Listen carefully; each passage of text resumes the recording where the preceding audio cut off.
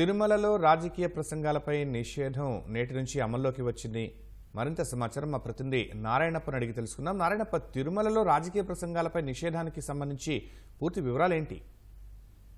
శర్మ, ప్రపంచ ప్రఖ్యాత ఆధ్యాత్మిక క్షేత్రం తిరుపతిలో తిరుమలలో రాజకీయ ప్రసంగాలను నిషేధిస్తూ టీటీడీ ధర్మకర్తల మండలి నిర్ణయం తీసుకుంది. ఇందులో భాగంగా ఈ నెల 19వ తారీఖున టీటీడీ చైర్మన్ బిఆర్ నాయుడు అధ్యక్షతన తిరుమల అన్నమయ్య భవనంలో సమావేశమైన ధర్మకర్తల మండలి సభ్యులు తిరుమల తిరుపతి దేవస్థానంలో చేపట్టాల్సిన పలు కార్యక్రమాలపై సుదీర్ఘంగా చర్చించారు. ఇందులో ప్రధానంగా కొన్ని నిర్ణయాలు తీసుకున్నారు. ఆ నిర్ణయాలన్నింటినీ ఒక్కొక్కటిగా అమలు చేస్తున్నారు. టీటీడీ ధర్మకర్తల మండలిలో తీసుకునే నిర్ణయం మేరకు తిరుమలలో ఆధ్యాత్మికత వాతావరణం ఉట్టిపడేలా, అదేవిధంగా తిరుమల క్షేత్ర పవిత్రతకు భంగం కలగకుండా ఉండేలా కీలక నిర్ణయం తీసుకున్నారు. ఇందులో భాగంగానే తిరుమల శ్రీవారిని దర్శనం చేసుకుని వచ్చిన తర్వాత రాజకీయ నాయకులు కావచ్చు, లేకపోతే ఇతర వ్యక్తులు కావచ్చు, రాజకీయ ప్రసంగాలు కానీ లేకపోతే ఇతరుల మీద వ్యక్తిగతమైన ద్వేషంతో కూడిన విమర్శలు చేయడం కానీ అవకాశం లేకోకుండా ఉండేలా నిర్ణయం తీసుకున్నారు. ఈ నిర్ణయం మేరకు తిరుమల శ్రీవారిని దర్శించుకొని వెలుపలకు వచ్చిన తర్వాత మీడియాతో మాట్లాడడం కానీ లేకపోతే వ్యక్తిగతంగా ప్రసంగాలు కానీ ఇలాంటివి ఏవీ చేయకోకుండా ఉండాలని చెప్పి నిర్ణయం తీసుకున్నారు. ఇందులో భాగంగానే ఈ రోజు టీటీడీ ధర్మకర్తల మండలి తీసుకున్న నిర్ణయం మేరకు స్వామివారి దర్శనం చేసుకుని వెలుపలకు వచ్చిన తర్వాత మీడియాతో మాట్లాడుతూ కానీ లేకపోతే వ్యక్తిగతంగా కానీ రాజకీయ ప్రసంగాలు కావచ్చు, లేకపోతే ఇతరులపైన ద్వేషాలు వెళ్ళగట్టే విధంగా ప్రకటనలు కానీ చేయకూడదని, చేస్తే అలాంటి వారిపై కఠినమైన చర్యలు తీసుకుంటామని ప్రకటిస్తూ అధికారులు ఇవాటి నుంచి ఈ ప్రసంగాలను ప్రకటనలను నిషేధిస్తూ నిర్ణయం తీసుకున్నారు. శర్మ, నారాయణపై ఈ నిబంధనలు అసలు ఎప్పుడు ఏర్పరిచారు, ఇంతవరకు ఎందుకు అమలు చేయలేకపోయారు?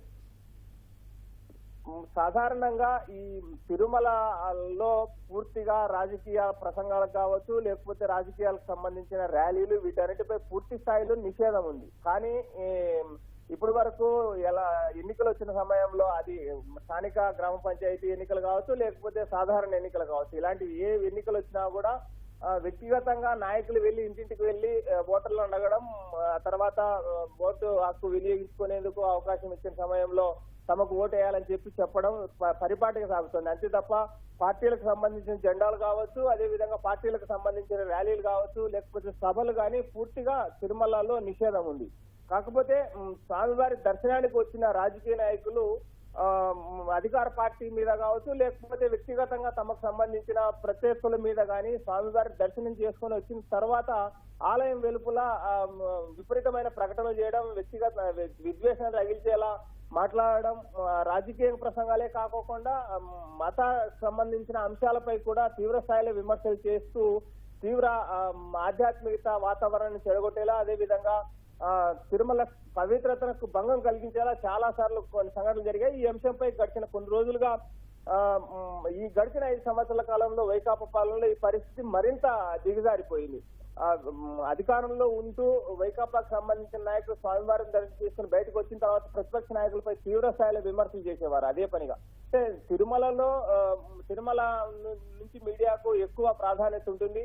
తిరుమలలో ఎలాంటి సంఘటనలు జరిగినా కూడా రాష్ట్ర వ్యాప్తంగా, దేశవ్యాప్తంగా ప్రజల దృష్టి ఉంటుంది. కాబట్టి తిరుమలలో ప్రకటనలు చేస్తే ఎక్కువ ఆకర్షణీయంగా అందరికీ ఎక్కువ చేరుతుందన్న ఉద్దేశంతో ఒక రకంగా విద్వేషంగా లేకపోతే రాజకీయ ప్రసంగాలు చేస్తూ తిరుమల పవిత్రను దెబ్బతీసేలా వ్యవహరించారు. వీటిపై ముఖ్యమంత్రి చంద్రబాబు నాయుడు అధికారంలోకి వచ్చిన తర్వాత తిరుమల నుంచే ప్రక్షాళన ప్రారంభిస్తామని ప్రకటించారు. అందులో భాగంగానే తిరుమలలో ఇప్పటికే పలు ప్రక్షాళన కార్యక్రమాలు చేపట్టారు.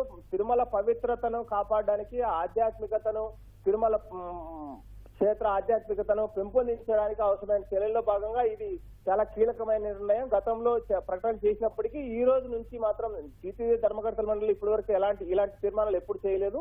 ఈ కొత్తగా ఏర్పాటైన ధర్మకర్తల మండలి ఈ తీర్మానం చేసింది. ఆ తీర్మానం చేయడమే కాకుండా అతి త్వరగా అంటే ఈ నెల 19న తీర్మానం చేశారు. ఈ రోజు నుంచి అమల్లోకి తీసుకొచ్చారు. శర్మ, ధన్యవాదాలు నారాయణ.